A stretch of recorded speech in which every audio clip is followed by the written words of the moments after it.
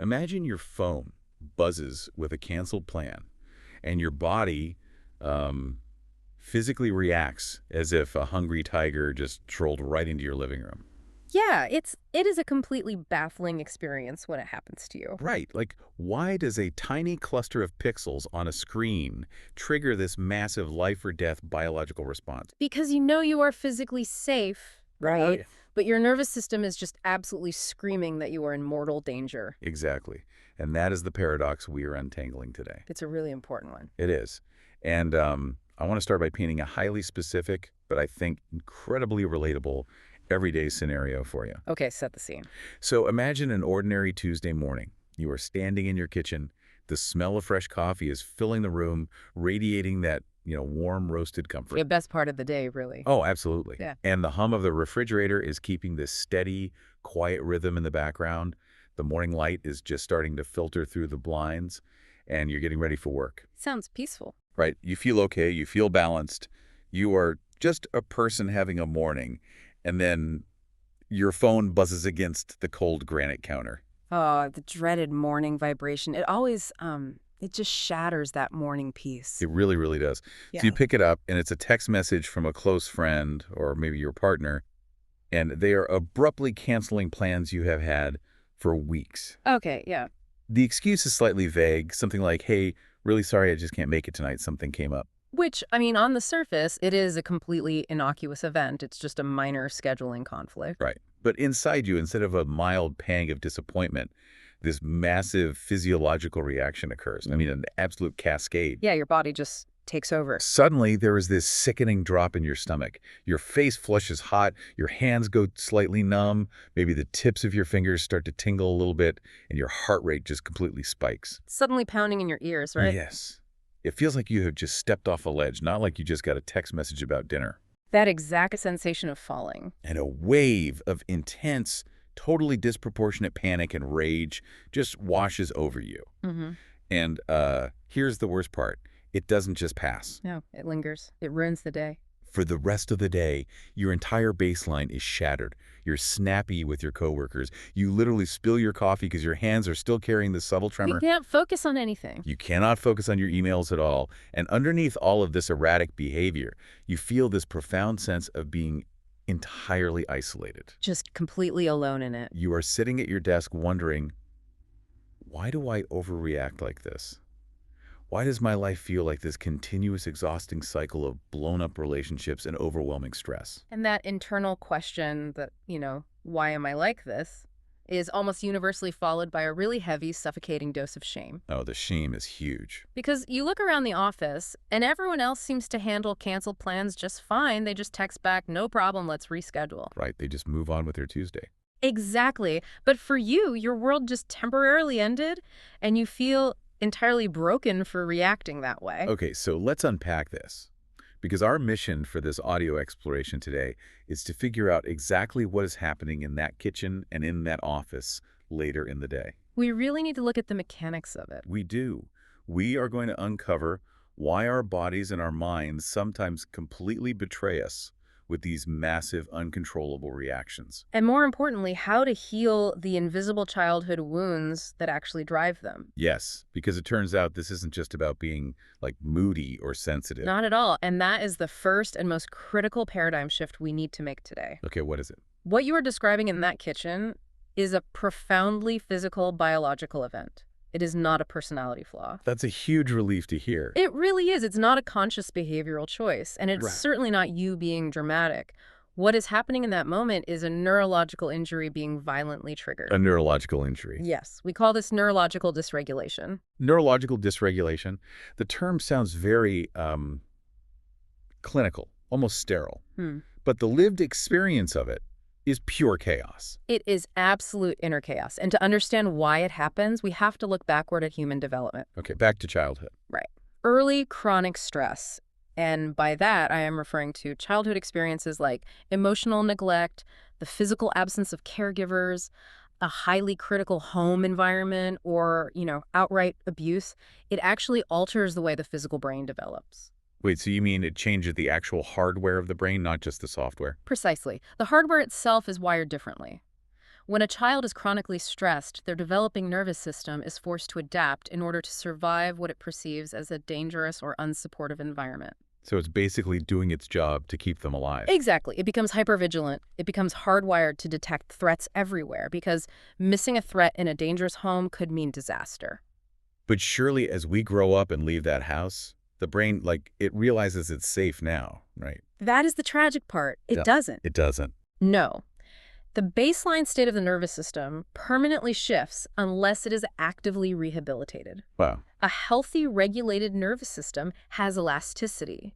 It ebbs and flows. It encounters stress, say a car swerves into your lane, it mounts a stress response, and then once the danger passes, it recovers back to baseline. It snaps back into place. Right. But a traumatized nervous system loses that elasticity. It becomes chronically hyperreactive. So when you get that text message decades later in your safe kitchen, your brain does not see a scheduling conflict. What does it see? It perceives a life-threatening abandonment. So what does this dysregulation actually look like under the hood? Like physically, what is happening to our biology when we get that text? I want to know the mechanics of this betrayal. What's fascinating here is that dysregulation is an objective, measurable physiological state. You can actually see it on a monitor. Yes, it is a drastic, measurable shift from a baseline state of calm into a chaotic, out-of-sync rhythm.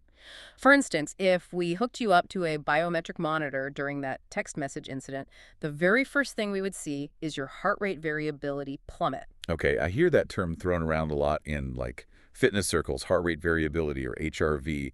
What is it really in the context of our emotions? Heart rate variability is the slight, natural variation in time between your consecutive heartbeats. So it's not supposed to be perfectly even like a metronome. No, not at all. It is the ultimate marker of nervous system health. When you are regulated and relaxed, your heart rate naturally speeds up just a tiny bit when you breathe in, and it slows down when you breathe out. Oh, that makes sense. It is a beautiful synchronized dance between your cardiovascular system and your respiratory system. It shows that your body is adaptable. But when you're dysregulated, That synchrony vanishes entirely. Your heart might beat rapidly and erratically with no variation. Your breathing becomes shallow, trapped in the very top of your chest. The systems basically stop communicating effectively. it is kind of like an orchestra where the string section and the woodwinds suddenly stop listening to the conductor and just start playing different songs at different tempos. That is exactly what it is, and that lack of coordination goes all the way up into your brainwaves. Brainwaves, too. Oh, absolutely. In a regulated, calm state, your brainwaves flow in coordinated, smooth, predictable patterns. Think of alpha waves, which indicate relaxed focus, flowing like a gentle, steady current in a river. Okay, I'm picturing a calm river. But during dysregulation, if we looked at a QEEG brain scan, we would see erratic, chaotic wave patterns.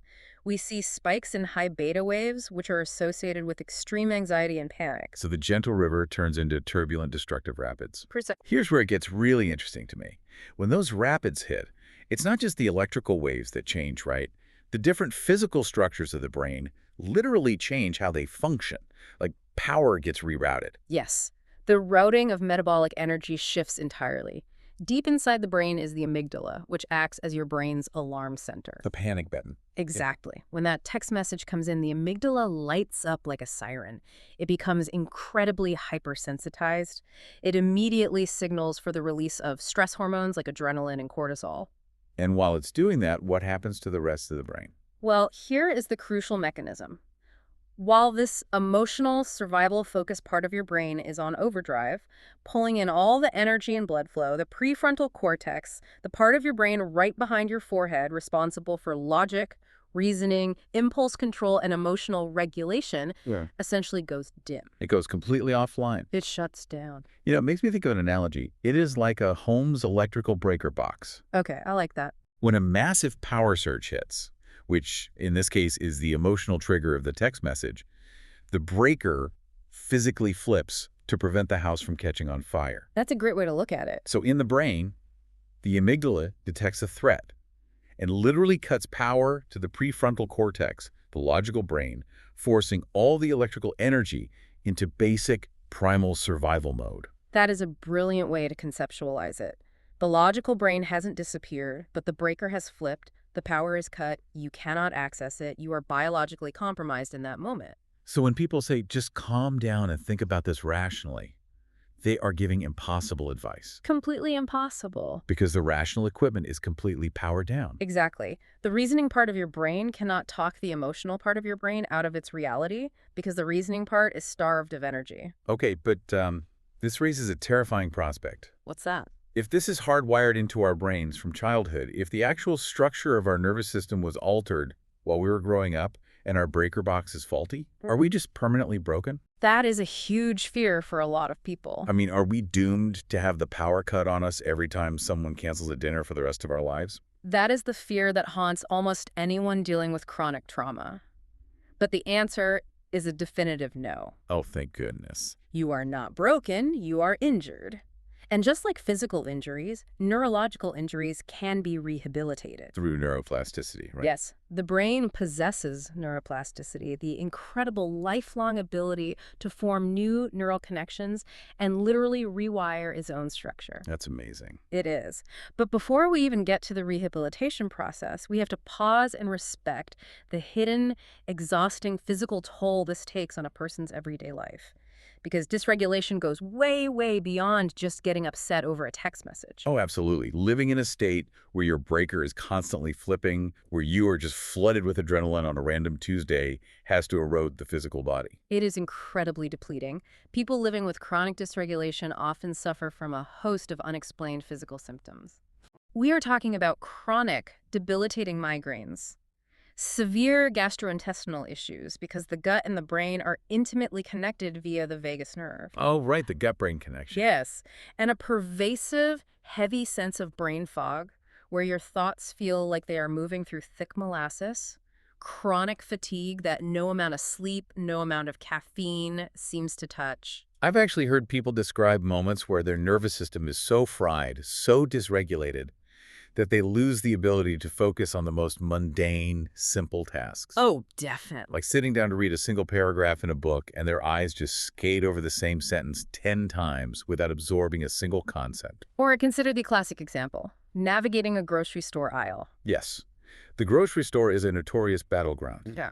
Why is that? I mean, why does a supermarket trigger a meltdown? Well, think about the immense amount of sensory input in a modern grocery store. It's a lot. You have bright, humming fluorescent lights, the physical chill radiating from the dairy refrigerators, the sheer, overwhelming volume of choices, hundreds of colorful boxes on every single shelf. And people everywhere. Right, the unpredictable movement of dozens of other people pushing carts around you. For a regulated nervous system, the brain effortlessly filters out that background noise, is just running an errand. But for a dysregulated nervous system, The filtering mechanism is broken. It is an overwhelming flood of unfiltered sensory data. The person might suddenly feel dizzy, panicked, or they might just entirely shut down. just dissociate right there in the cereal aisle. Exactly. Dissociating, staring blankly at 3 different brands of oats for 10 minutes, completely unable to make a choice. So when we see someone, or, when we are that someone who seems to be falling apart over picking a box of oats or snapping aggressively at a coworker because of a minor inconvenience, we have to look past the behavior. We really do. We have to realize it's the neurological injury speaking. Yes. The behavior is just the symptom. And that injury is directly tethered to the past.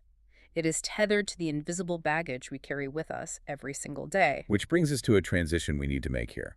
We've established the how of the physical overreaction, the flipped breaker box, the flooded system.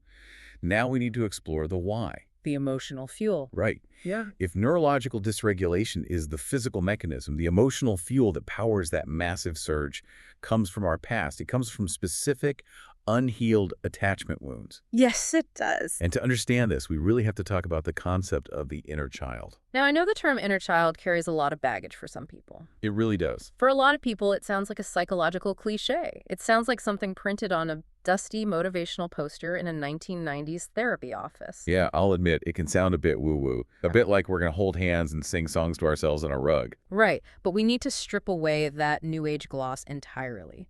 We need to look at the inner child not as a metaphor, but as a very real, very active, unconscious repository of our earliest emotions, memories, and unmet needs. Okay, so it's a biological reality.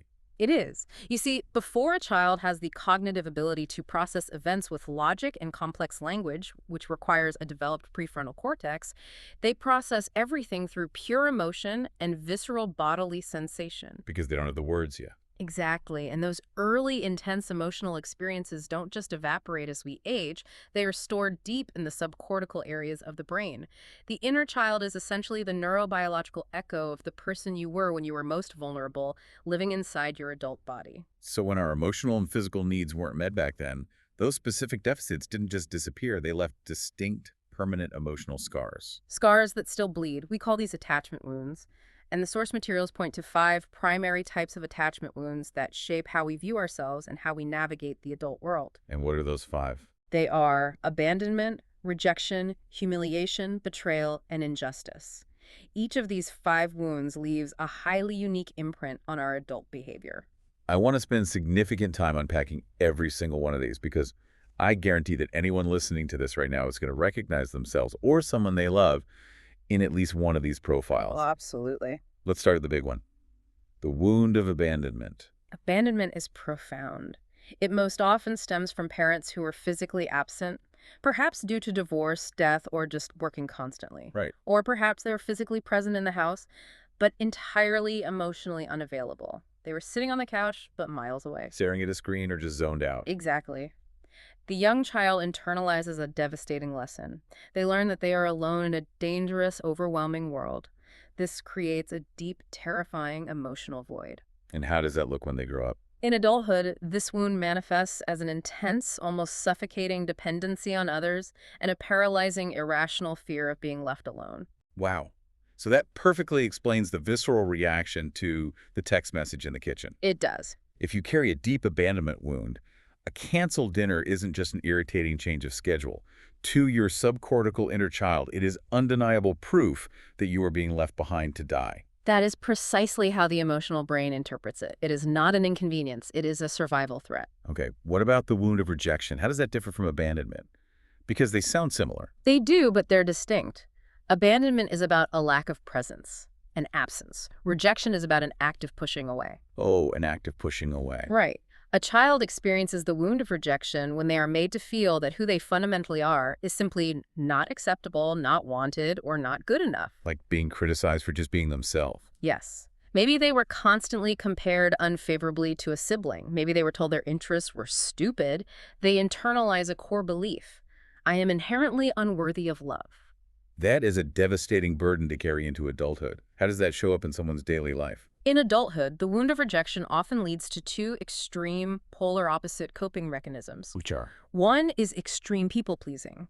You completely abandon your own needs, your own opinions, and your own boundaries to become a chameleon. You try to be exactly what you think someone else wants you to be, just to avoid being rejected. You just morph into whatever keeps them around. Exactly. And the other extreme is complete defensive isolation. You build a massive emotional fortress around yourself and refuse to let anyone in, operating on the logic that if no one ever gets close to you, no one can ever reject you. Fascinating. So you either bend over backward or you just shut the door entirely. Precisely. Let's move to the third one. Humiliation. This is one we don't hear talked about quite as much, but it feels so potent. It is incredibly potent. The wound of humiliation is born in environments where a child is frequently mocked, shamed, or made to feel foolish, especially in front of others. Imagine a child who draws a picture, excitedly shows it to a parent, and is laughed at or belittled. Or a child who is constantly ridiculed for their physical appearance or their clumsiness. That breaks my heart. What is the core belief there? The internalized belief becomes, I am an embarrassment. I am fundamentally shameful. I can see how that would make an adult incredibly defensive. Highly defensive. Adults with a deep humiliation wound often struggle immensely with any form of constructive criticism. Like at work. Yes. At work, if a manager gently points out a typo in a report, the person doesn't hear, let's fix this typo. They hear, you are a stupid embarrassment, and they react with intense defensiveness or self-loathing. Wow. They also might become overly self-deprecating, mocking themselves before anyone else can as a preemptive defense mechanism. Preemptive self-mockery. That is so common. You know, making the joke before anyone else can make it. Exactly. Okay, the fourth wound, betrayal. The wound of betrayal forms when a child's trust is repeatedly broken by the people supposed to protect them. Like huge, dramatic betrayals. It can be, but this isn't just about massive betrayals. It can be a parent who constantly makes promises, I'll be at your game, we'll go to the park tomorrow, and never, ever follows through. Or a parent who uses the child's secrets against them. So the child learns. The child learns, people are dangerous and I can only rely on myself. I'm guessing this creates major control issues later in life. Absolute, rigid control. Adults with a betrayal wound are often hyper-independent. They refuse to delegate tasks at work because they don't trust anyone to do it right. They have to do everything themselves. Right. And in relationships, they might micromanage their partners or constantly harbor suspicions of infidelity or deceit, even when there is absolutely no evidence. They are terrified of being caught off guard, so they try to control every single variable. And finally, the fifth wound. Yeah. Injustice. The wound of injustice is often cultivated in homes that are extremely cold, authoritarian, or highly demanding. A home where rules matter vastly more than feelings. Or an environment where a sibling gets away with murder while this child is punished for breathing too loudly. The child learns that love is entirely conditional, based purely on performance and perfect behavior. The internalized belief is, I must be perfect to be safe. So as adults, they just become perfectionists. Extreme perfectionists. They're often incredibly hard on themselves and equally hard on everyone around them. They tend to be emotionally rigid, struggling to access warmth or vulnerability. And they probably hate unfairness. Oh, they are obsessed with fairness to the point where they will cut off relationships over minor infractions because their profound sense of justice has been violated. So we have these 5 deeply embedded wounds: abandonment, rejection, humiliation, betrayal, and injustice. And when one of these wounds gets poked by a modern-day event, like a canceled dinner or a typo on a report, it causes something highly specific, right? An emotional flashback. Yes, and we need to clarify what an emotional flashback actually is because it's misunderstood. How so? Well, it is very different from a visual flashback you might see depicted in movies about combat veterans.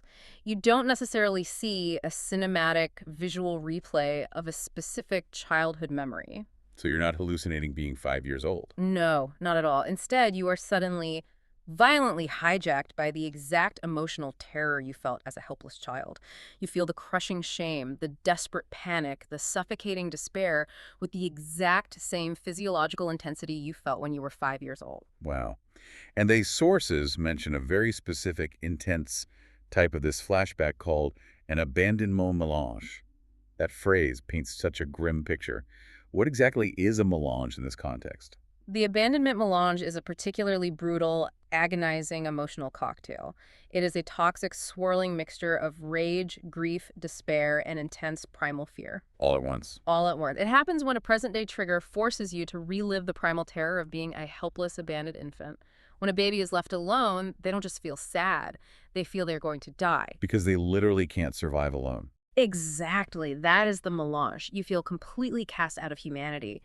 And the tragic part of an emotional flashback is that your rational adult self knows you are safe in your kitchen, but your nervous system is absolutely convinced you are in mortal danger. I have this metaphor that I think fits here. I'd love to hear it. I always compare these unhealed wounds to a chipped tooth. You know it's sharp, you know it hurts, but you just cannot resist running your tongue over it. Oh, that's incredibly accurate. You constantly obsess over the things that trigger these feelings. You reread the text message, you stalk the person's social media, because the pain is so familiar, it's almost addictive in a weird way. Because familiar pain feels safer than the unknown. Right. But here is where I want to push back a little, or at least ask for some nuance. Okay, go ahead. What if your parents weren't monsters? What if they didn't actively abuse you or mock you or abandon you at a gas station? If our parents thought they were doing their best, holding down jobs, keeping a roof over our heads, how do these profound, life-altering wounds still form so deeply? That is such a vital question because so many people invalidate their own trauma by saying, well, I wasn't beaten, so I have no right to be traumatized. Exactly. The whole other people had a worse thing. Right. But if we connect this to the broader science of childhood development, we realize that trauma isn't just about what happened to you. It is equally about what didn't happen for you. What do you mean by what didn't happen? A developing human child requires active, consistent, emotional attunement. They need a parent to mirror their emotions, to validate their confusing feelings, to actively soothe them when they are distressed. They need a co-regulator? Exactly. If parents are highly stressed, working 3 jobs, dealing with their own unhealed childhood trauma, struggling with silent depression, or simply emotionally vacant, they physically cannot provide that attunement. So the absence of the good things, the absence of soothing and mirroring, is just as damaging to the developing brain as the active presence of bad things like yelling or hitting. Completely. Emotional neglect acts like a slow drip of poison to the developing brain. The child still concludes, I am not worthy of attention, I am not safe. And that core belief dictates their adult behavior just as strongly as overt abuse. Let me give a concrete, real-life example of how this plays out, because it is so incredibly self-destructive, and I think it illustrates how these wounds drive our actions. Please do. Imagine someone who has a deep wound of rejection. They finally meet a truly great partner. The relationship is healthy, supportive, communicative, but instead of enjoying it, the person starts to feel this agonizing anxiety creeping in. The waiting for the other shoe to drop? Yes. The fear of eventually being rejected by this wonderful person becomes so loud, so intolerable, that the anticipation of the pain is actually worse than the rejection itself. So what do? They self-sabotage. They purposefully sabotage the relationship. They pick vicious fights over absolutely nothing. They cheat, or they coldly push the person away. It is entirely heartbreaking. The underlying logic of the wounded inner child, however twisted it seems to the outside world, makes perfect sense for survival. Because they're taking control. Yes. The logic is, I will leave you before you can leave me. I will initiate and control the rejection so I don't have to be blindsided by it. I will destroy it on my terms. They destroy the very thing they desperately want, because the invisible baggage is simply too heavy to carry into a healthy dynamic. Which brings us to a conceptual framework for how all of this structures our daily adult reality. We can visualize this agonizing cycle as a 3-legged stool. This stool is what keeps us entirely stuck in our trauma, unable to move forward. A 3-legged stool. I love a good framework. Let's look at the legs of this stool, because this explains how we survive a Tuesday at the office when we're carrying all this weight. The first leg we have already explored in depth. Yes, leg 1 is dysregulation. It is that core physical and emotional instability we discussed. The flipped breaker box, the hair-trigger nervous system, the fluctuating brainwaves, the absolute inability to remain calm and centered when faced with the normal stresses of daily life. Right, so you are walking through life physically and emotionally off balance, constantly braced for an impact. That leads directly to leg 2. Leg 2 is disconnection. This one feels so incredibly heavy to me, because disconnection isn't just about being physically alone in a room. It is a profound internal sense of feeling entirely separate from the rest of the human race. It is the feeling of being an alien on your own planet. You can be at a crowded, joyous birthday party. You can be in a 10-year marriage. You can be surrounded by a large, loud family, and yet internally you feel like you are on the outside looking in, standing behind a thick pane of soundproof glass. It is the assumption that everyone else in the world received this secret instruction manual for human connection, and somehow yours got lost in the mail. That's exactly how it feels. You look around at people laughing, forming easy bonds, trusting each other, and you think, I am fundamentally different. I literally do not know how to do that. I am missing a vital piece of machinery. And we have to understand that this profound feeling of disconnection is a direct, logical result of the early trauma. How so? If your earliest connections, your parents or caregivers, were unsafe, unpredictable, or emotionally unavailable, your brain learned a very simple equation. Connection equals pain. Connection equals danger. Oh, wow. So your brain preemptively disconnects you from others to keep you safe from further harm. It is a defense mechanism, but the side effect is that it leaves you feeling devastatingly lonely. So to recap, you are physically and chemically dysregulated. That's leg 1. And you are profoundly, agonizingly lonely and disconnected from humanity, leg 2. Correct. A human being cannot live in that much pain without finding a way to cope. Which brings us to the final leg that holds up this miserable stool. Leg 3. Self-defeating behaviors. These are the coping mechanisms, the armor that we employ simply to survive the unbearable agony of the first 2 legs. Just to get through the day. Exactly. They are behaviors that provide a temporary, fleeting sense of relief or control, but cause massive long-term destruction to our lives. What's really crucial here is that society often views these behaviors as moral failings or character flaws. Yeah. But they aren't, are they? No, not at all. They are survival tactics gone wrong. Let's get specific. What do these self-defeating behaviors actually look like in practice? They span a very wide destructive spectrum. One very common but rarely understood self-defeating behavior is chronic financial debt. Debt. Wait, how is racking up credit card debt a trauma response? Debt is very often a symptom of dissociation. Really? Yes. When the anxiety of daily life, the dysregulation, becomes too much for the brain to handle, a person might dissociate. They mentally check out of reality. They stop opening their mail. They refuse to look at their bank accounts because the mere thought of checking the balance triggers massive nervous system dysregulation. So they just bury their head in the sand. They bury their head in the sand. Alternatively, they might engage in impulsive, reckless spending to get a temporary synthetic hit of dopamine to feel alive and powerful, completely ignoring the catastrophic future consequences. The dopamine hit momentarily numbs the pain of disconnection. Wow. That completely reframes how we look at chronic financial struggles. It's not just like bad math skills. It is an attempt to regulate a terrified nervous system. What are some other behaviors? Isolating oneself to avoid triggers is another major one. Instead of dealing with the anxiety of social interaction, you just stop leaving the house. You ghost your friends. You just slowly fade out. Right. You turn down invitations until people eventually stop asking. It feels incredibly safe and peaceful in the short term, but it deepens that wound of disconnection until you are entirely alone. And then there's almost the exact opposite of isolation, which is shrinking yourself to fit into toxic situations. I've heard this phenomenon referred to as crap fitting. Yes, crap fitting. This is a profoundly painful behavior. That sounds painful. What is it exactly? This is when you contort your personality, obliterate your own boundaries, and suppress your fundamental needs just to fit into an unacceptable toxic relationship or a deeply miserable job. Just distorting it. You tolerate emotional abuse from a narcissistic boss, or you stay with an unfaithful partner simply because the primal terror of abandonment, of being cast out into the void, is perceived by your inner child as vastly worse than the abuse itself. And it's so dark, but it makes so much sense. You shrink yourself to fit a terrible situation just to maintain some semblance of connection, however toxic and painful it may be.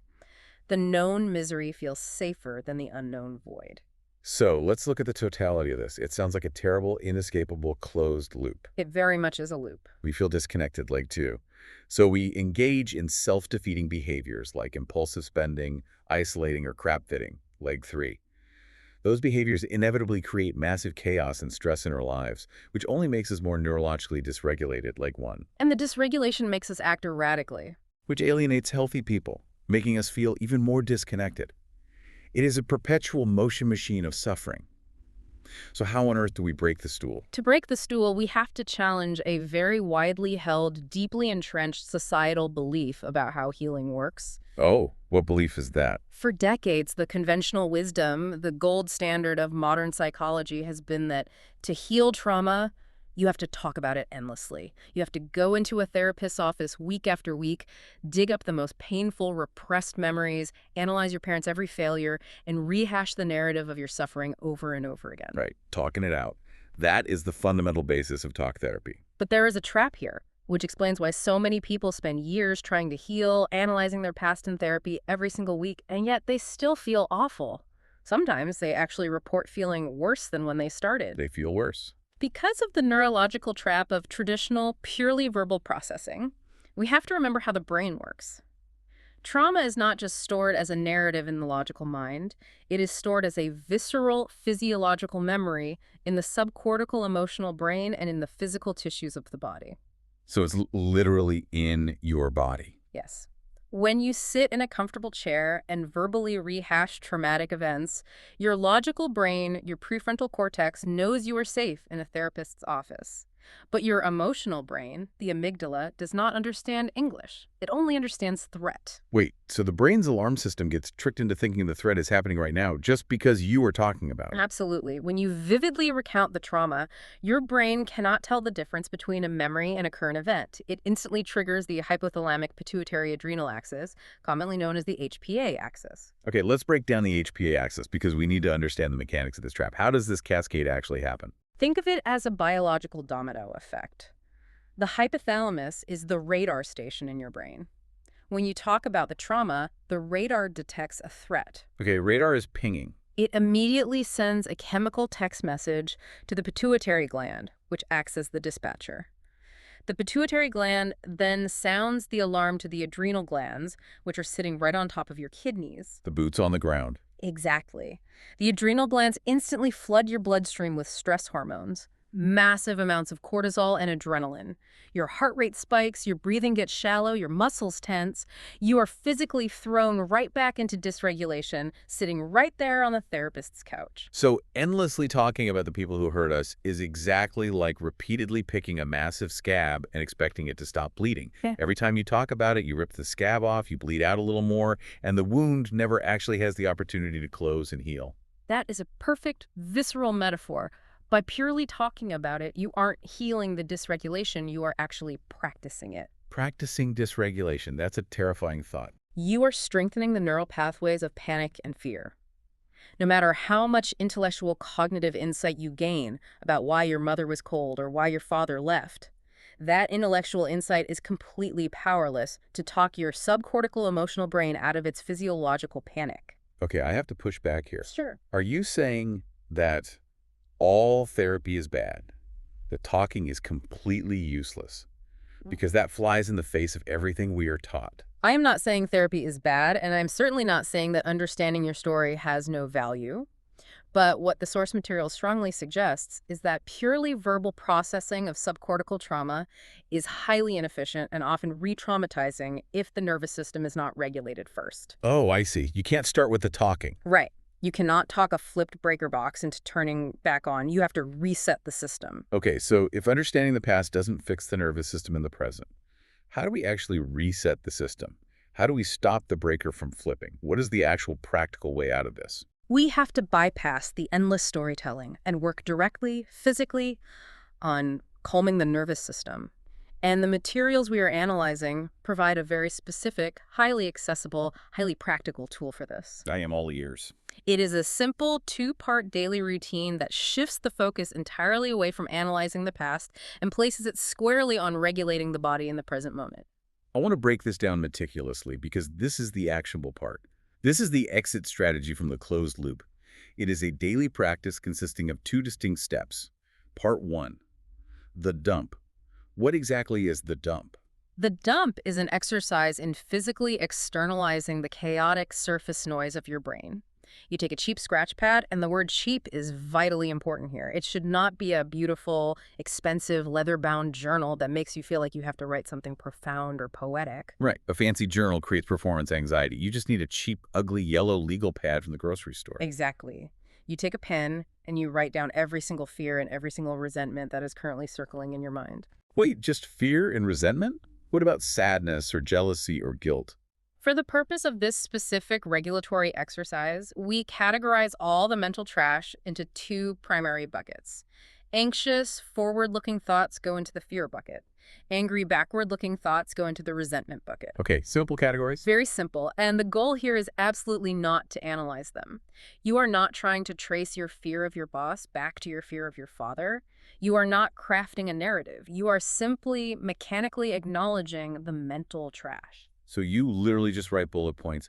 I have fear that I will get fired. I have resentment toward my partner for leaving the dishes in the sink. I have fear that I am fundamentally unlovable. Yes, you write it out rapidly, without judging it, without trying to solve it. And the physical act of writing is crucial here. Why not just type it on your phone? Because we are leveraging cognitive load theory.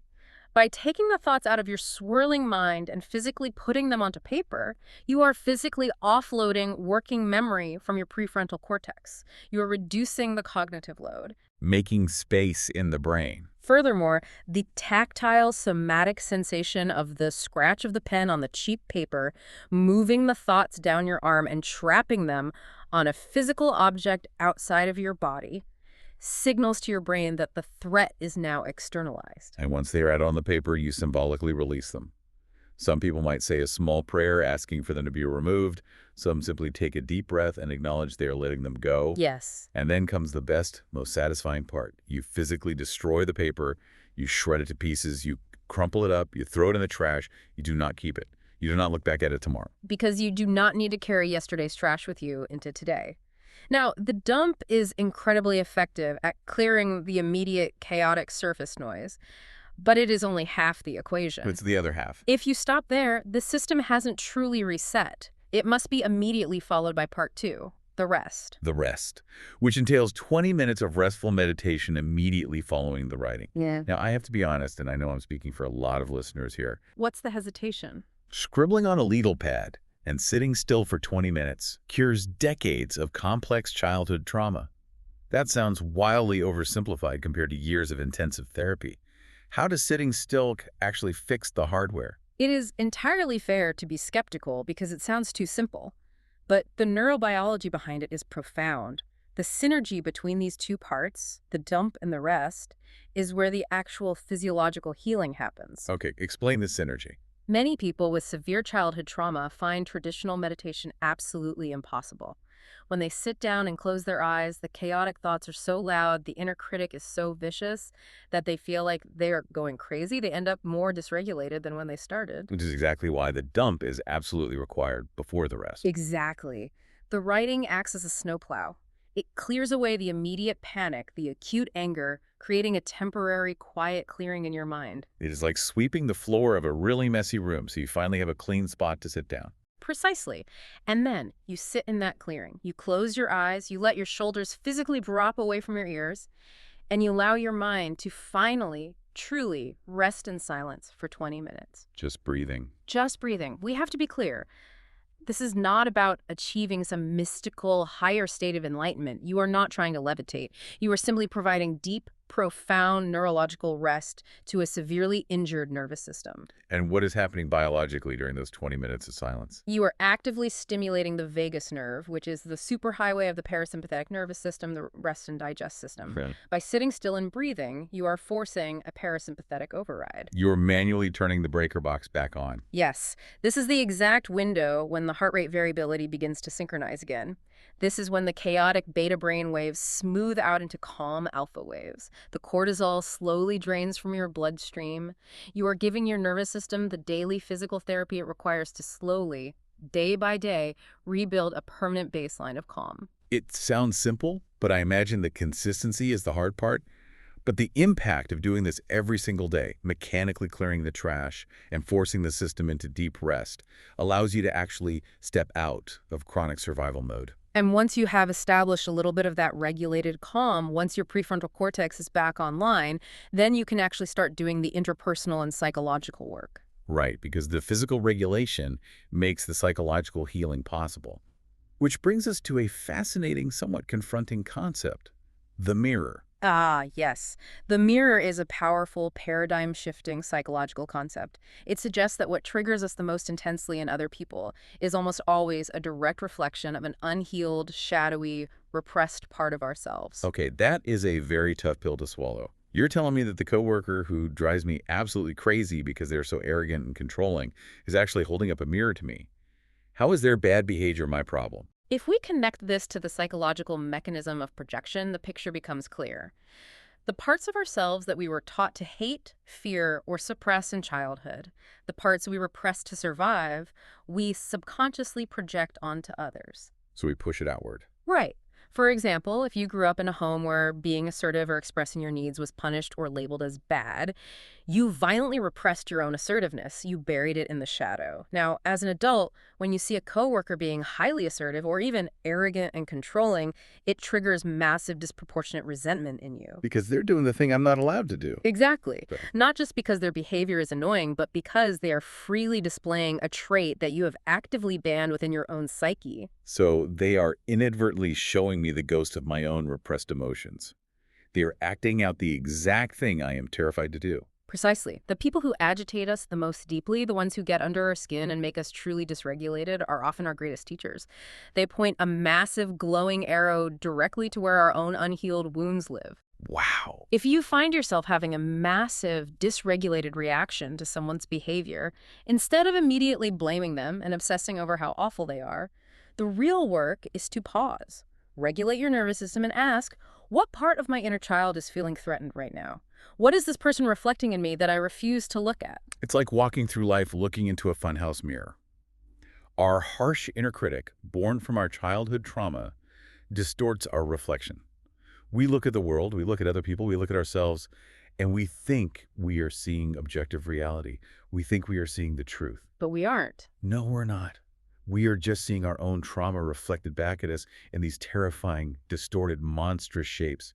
So the ultimate question is, Yeah. how do we shatter that funhouse mirror? How do we see reality clearly? We shatter the distorted mirror through the active daily practice of reparenting the inner child. Reparenting. Essentially taking on the job that wasn't done properly the first time around. Yes. Taking radical responsibility for your own healing. Remember that harsh inner critic we all have. That vicious, relentless voice that tells you that you are stupid, that you are unworthy, that you are destined to be alone, that everyone is out to get you. The voice that never shuts up. Right. We have to realize that that is not your authentic voice. You were not born thinking that about yourself. That voice is the internalized echo of your early caregivers or your critical early environment. Reparenting means actively, consciently, relentlessly changing that internal dialogue. It means transitioning from a harsh, shameful inner tyrant to a voice of profound, unwavering self-compassion. Let me give a concrete example of what that shift actually looks like in real time in everyday life, because it is so subtle but so profoundly life-changing. Let's go all the way back to the beginning. Back to the kitchen. Yes, back to the kitchen. Let's say it's just a normal Tuesday. You're making your coffee and you accidentally knock your favorite mug off the counter. It shatters into 100 pieces on the granite floor. A classic, seemingly minor event that is actually a massive trigger for an emotional overreaction. Totally. For an unhealed person, the old, traumatized internal dialogue instantly screams, I am such an idiot. I ruin everything. I can't do anything right. This is why my life is a mess. That is the voice of the humiliation wound. That is the voice of a critical past figure echoing in your head, making you feel profound, crushing shame over a completely mundane accident. And that intense shame immediately triggers the amygdala, flooding the body with cortisol and plunging you straight into physical dysregulation. Exactly. The breaker flips over a broken mug. But reparenting is the moment you catch that vicious voice. You hear it, but you don't believe it. You pause. You take a deep, intentional breath to stimulate the vagus nerve and regulate your nervous system. You force the override. Yes, and you consciously forceful intervene with the voice of a compassionate, loving parent. You look at the shattered ceramic on the floor and you think to yourself, it is just a broken mug. Everyone drops things. It doesn't mean anything about my worth. I'm not an idiot. I am safe. I am okay. It is a profound shift. You are extending to your own inner child the grace, the patience, and the soothing that you desperately needed but never received decades ago. You are actively proving to your nervous system in real time that a mistake does not equal abandonment. You are proving that imperfection does not equal danger. You are safe. It changes everything. It literally changes the entire trajectory of your day. You sweep up the glass, you make another cup of coffee, and you go to work regulated. It changes the trajectory of your day, and compounded over time, it changes the trajectory of your entire life. Which brings our conversation beautifully full circle today. We started this journey with a person standing in a kitchen, completely paralyzed, thrown into a day-long panic, and alienated from their coworkers by a simple, vague text message. A person utterly trapped in the exhaustion of a dysregulated nervous system, carrying the invisible baggage of childhood wounds. But through deeply understanding the mechanical, biological reality of that dysregulation, we realize it is not a life sentence. It is an injury that can be rehabilitated. It really can. By adopting the daily, non-negotiable practice of dumping the chaotic fear and resentment on cheap paper and resting the mind in silence, we can physically repair the hardware of the nervous system. We can finally step out of exhausting survival mode. And by boldly meeting our wounded inner child with unwavering compassion instead of harsh criticism, we stop the destructive cycle of self-defeating behaviors. We break the three-legged stool once and for all. We do. And I think it is important to reflect on what the ultimate goal of all this hard work actually is. Healing isn't just about pain management. It's not just about becoming functional or merely getting through a Tuesday without snapping at a coworker. Healing is about recovering what is rightfully yours. It is about recovering your natural birthright. Our natural birthright. I love the weight of that phrase. It is the truth. When we finally clear the heavy, suffocating fog of dysregulation, we don't just find a blank, empty slate. We uncover our true, authentic selves. Underneath the trauma, we find a self that is capable of profound, uninhibited joy. We find a self that is bursting with creativity and curiosity. And most importantly, we uncover a self that is finally capable of deep, peaceful, secure connection with other human beings without the constant terror of abandonment. You stop merely surviving the day, and you finally truly begin to live. It is an incredible, hopeful journey, and it starts with the smallest steps. So I want to leave you, the listener, with a final, provocative thought to mull over as you go about the rest of your day, whether you're driving or working or standing in your kitchen. Take this with you. Imagine what your life would look like tomorrow if you stopped treating your overwhelming emotions, your panic, your rage, your deep sadness, as hostile enemies to be conquered or diseases to be forcefully cured.